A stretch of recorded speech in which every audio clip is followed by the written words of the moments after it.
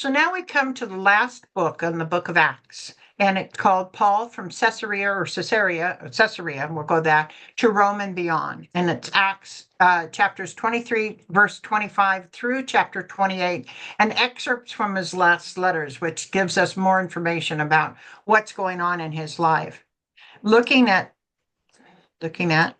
come on, there you go. Looking at our timeline, we are Caesarea prisoner and then journey to Rome. So he was actually in Caesarea for 2 years, and we'll see that. And then the journey to Rome and the house arrest. And he actually wrote the 3, 6, more of his books during the time of his arrest than ever before in his life. So at the table of contents, we'll be starting with chapter 1. Paul is taken to Caesarea, Acts 23, 25 to 35.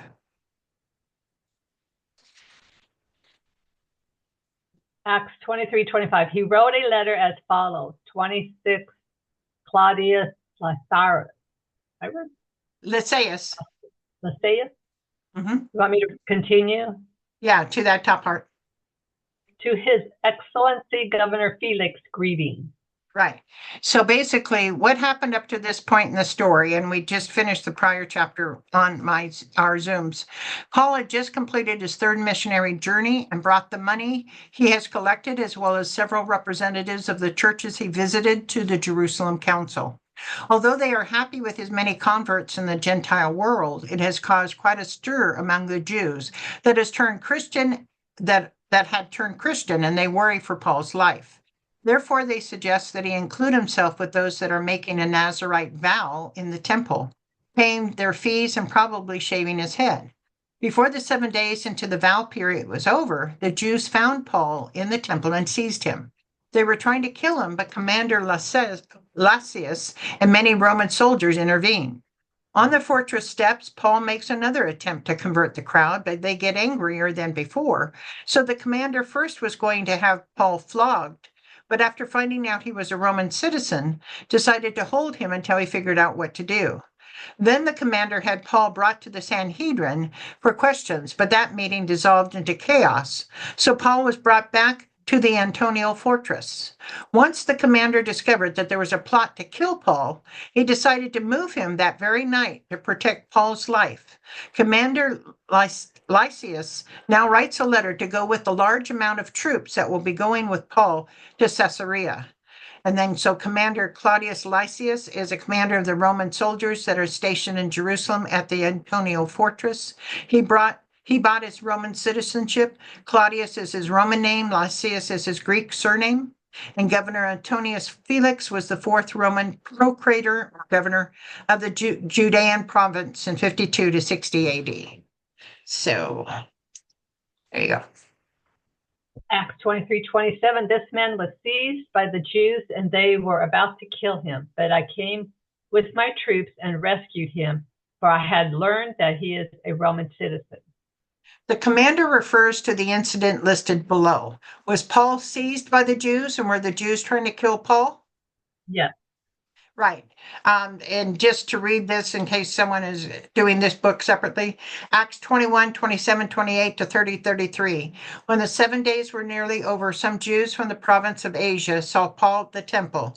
They stirred up the whole crowd and seized him, shouting, "Fellow Israelites, help us. This is a man who teaches everyone everywhere against our people, our law, and this place." The whole city was aroused, and the people were running from all directions. Seizing Paul, they dragged him from the temple, and immediately the gates were shut. While they were trying to kill him, news reached the commander of the Roman troops that the whole city of Jerusalem was in an uproar. He at once took some officers and soldiers and ran down to the crowd.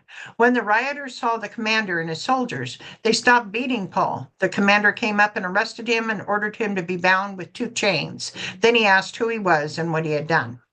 So number 2, did the commander and his troops rescue Paul or arrest Paul? Rescued him. Right. When the commander he also arrested him, actually. When the commander arrested Paul, did he bind him in chains? Yes. If he knew that Paul was a Roman citizen, he would not have been allowed to bind him in chains. We know that. Does the commander mention that he bound Paul in chains? Yeah. Not not on top. Notice he doesn't say up on top that he bound him in chains. Oh, This is a letter to the governor. He doesn't want to tell him anything that he did wrong. So he doesn't say that he bound Paul in chains because that would be against a Roman citizenship. He also okay. doesn't write that he nearly had Paul whipped, which would also have been against the law for a Roman citizen. Okay. Acts 23:28, I wanted to know why they were accusing him, so I brought him to their Sanhedrin. I found that the accusations had to do with questions about their law, but there was no charge against him that deserved death or imprisonment. When I was informed of a plot to be carried out against the man, I sent him to you at once. I also ordered his accusers to present to you their case against him. Okay, so again, that refers to the scripture below, Acts 22:30, 23:9, 10, 19 to 21. The commander wanted to find out exactly why Paul was being accused by the Jews. So the next day he released him and ordered the chief priests and all the members of the Sanhedrin to assemble. Then he brought Paul and had him stand before them in the Sanhedrin. There was a great uproar, and some of the teachers of the law, who were Pharisees, stood up and argued vigorously. The dispute became so violent that the commander was afraid Paul would be torn into pieces by them. He ordered the troops to go down and take him away from them by force and bring him into the barracks. Later, a young man was brought to the commander. The commander took the young man by the hand, drew him aside, and asked, "What is it you want to tell me?" He said, "Some Jews have agreed to ask you to bring Paul before the Sanhedrin tomorrow on the pretext of wanting more accurate information about him. Don't give in to them because more than 40 of them are waiting in ambush for him." So, looking at the above versus below, did the commander state accurately that he brought Paul before the Sanhedrin? Yeah. Was the commander informed of a plot to kill Paul as he stated in the letter? Yeah. What did the commander order Paul's accusers to do? Present their case to the governor. Right, to Governor Felix. The accusers will take 7 days, 5 days after the soldiers arrive, before they arrive in Caesarea. So what happened was he waited until at least his troops came back after they, gone halfway, before he even tells the people who were going to kill Paul that they need to go to Caesarea. So Paul has a good 2 days advance to get to Caesarea and be safe before the Jews go to Caesarea. So the commander seems like a fairly good commander based on the times. Mm-hmm. So the soldiers carrying out their orders took Paul with them during the night and brought him as far as Antipatris. The next day, Yeah. they let the cavalry go on with him while they returned to the barracks. Right. From Jerusalem to Caesarea is a distance of about 60 miles, 40 miles of which are through mountain territory, which would be ripe for ambush. Once the group got to Antipatris, it is flat land from there to Caesarea, so less chance of ambush, and therefore all the troops would not be needed. How far did the soldiers take Paul on the first night? Jerusalem to Antipatris. Right. Based on the description above, why would Paul need that kind of protection? In case of ambush. How many soldiers went with Paul on this trip to Antipatris? 200. 200 soldiers, yeah. And 70 horsemen and 200 spearmen. But yeah, soldiers, yeah. Was Paul provided one horse or many? 70. No, provided one horse or many. He wasn't provided 70 horses. He just provided more than one horse. Why do you think Paul was allowed so many horses again? His belongings? Yeah, belongings and things like that, yes. What was the only military troop that continued with Paul after Antipatris? Cavalry. Yeah. So when the cavalry arrived in Caesarea, they delivered the letter to the governor and handed Paul over to him. The governor read the letter and asked what province he was from. Learning that he was from Cilicia, he said, I will hear your case when your accusers get here. Then he ordered that Paul be kept under guard in Herod's palace. They handed both the letter and Paul over to whom? Governor Felix. How many cavalry delivered Paul to Felix again? 70 horsemen and the cavalry. Right.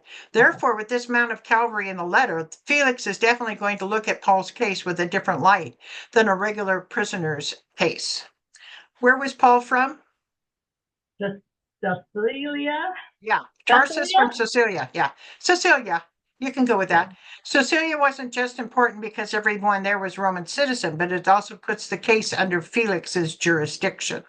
When will Governor Felix hear the case? When your accusers get here. Where was Paul kept under guard? Herod's palace. Herod's palace was not a bad place to be kept under guard compared to the dungeons and jail. We will learn later how long it took his accusers to arrive. When do you think the commander told his accusers to go to Caesarea? That night, perhaps in the morning, or a few days to make sure Paul would not be attacked on the way? In the morning. In the morning or even a few days later, so he's not attacked, but yes, later than when he sent them. So we get to the end of this chapter. So, number 2, how many horsemen or cavalry was sent with Paul? 70. Number 3, a Roman citizen cannot be whipped or bound with chains. 5, the governor is Antonius Felix. Number 7, what town did they stay overnight on the way to Caesarea? Antipatris. Good. 9, the commander is Claudius Lysias. Good. 1, what kind of citizen is Paul? Roman. 2, what Jewish council was Paul brought in front of? Sanhedrin. And 4, what province is Paul from? Sicilia. Yeah. 6, when Paul was delivered to the governor, they also gave Felix a letter. And 8, when the commander learned of a plot to kill Paul, he sent Paul to Caesarea at once. So yeah, that's the end of that chapter. Yeah. And this is going to be an interesting end of Acts as we go through this book. So let me go ahead and